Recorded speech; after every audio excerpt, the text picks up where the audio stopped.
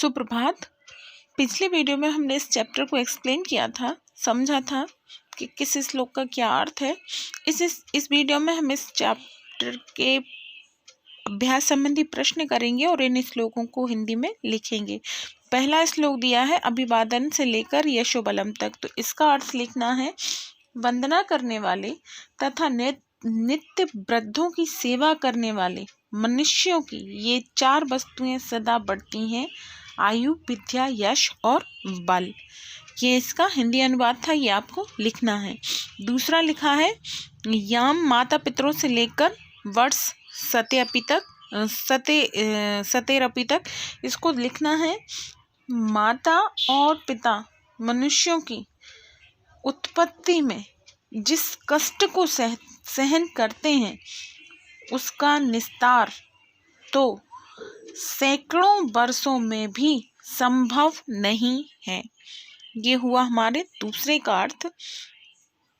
तीसरा है तयो नित्यम से लेकर समाप्ति तक, इसको लिखना है उन दोनों का, माता पिता का, उन दोनों का तथा आचार्य का सदा भला ही करना चाहिए।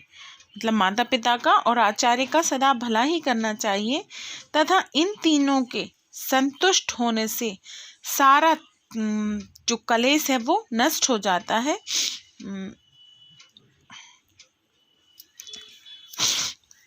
नहीं आ रहा समझ में क्या? फिर से बोल देती हूँ, देखो, माता पिता तथा आचार्य का सदा भला ही करना चाहिए, क्योंकि इन तीनों के संतुष्ट रहने से किसी तरह का भी कलेश हमारे जीवन में नहीं रहता, समाप्त हो जाता है। अब चौथा जो दिया है वो लिखा है सर्व पाप बस से लेकर सुख दुखियों तक, दूसरे के अधीन सब दुख होते हैं तथा अपने अधीन सब सुख होता है।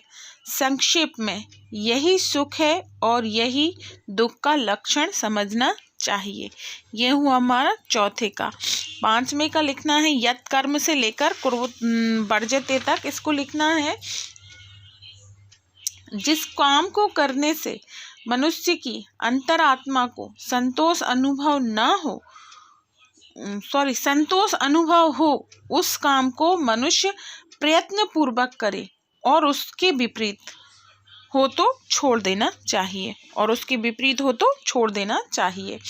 अब लास्ट वाला लिखेंगे हम दृष्टिपूतम से लेकर समाचार तक।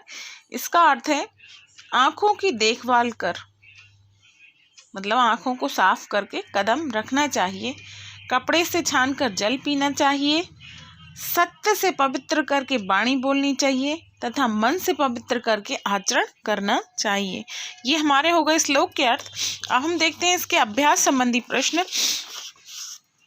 अभ्यास संबंधी प्रश्न में आप देखिए, पहला जो क्वेश्चन आंसर लिखे हैं उसमें को के स्थान पर पहले वाले प्रश्न में लिखना है माता पितरों, दूसरे में कीदृष्टि के स्थान पर लिखना है वस्त्रपूतनम, तीसरे में कस्मात के स्थान पर लिखना है मनुस्मृति, चौथे में कीदृष्टि के स्थान पर लिखना है सत्यपूतानाम, चौथे में के स्थान पर लिखना है खगानाम, पांचवे में चा वाला जो है उसमें किम के स्थान पर लिखना है परवशम, और छा वाले में किम के स्थान पर लिखना है सुखम, और लास्ट वाले में कीदृष्टि के स्थान पर लिखना है मनःपूतम।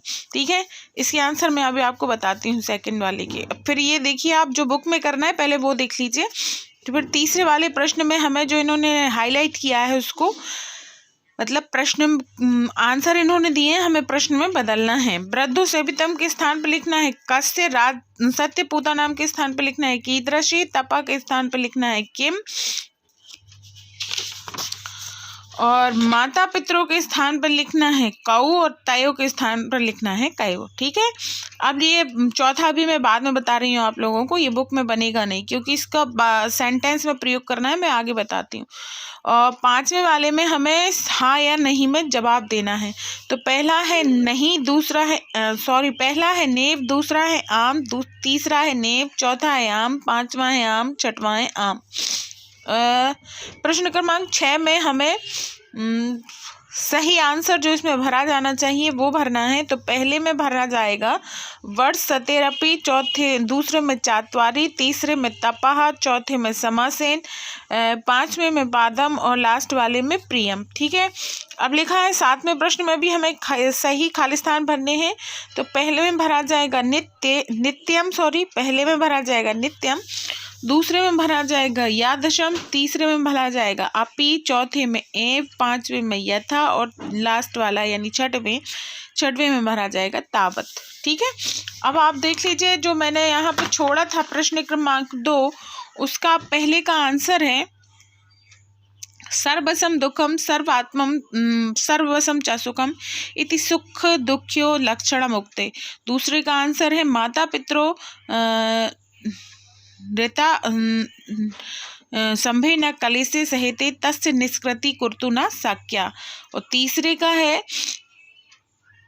माता पिता आचार्य चैति तय संति अत्र।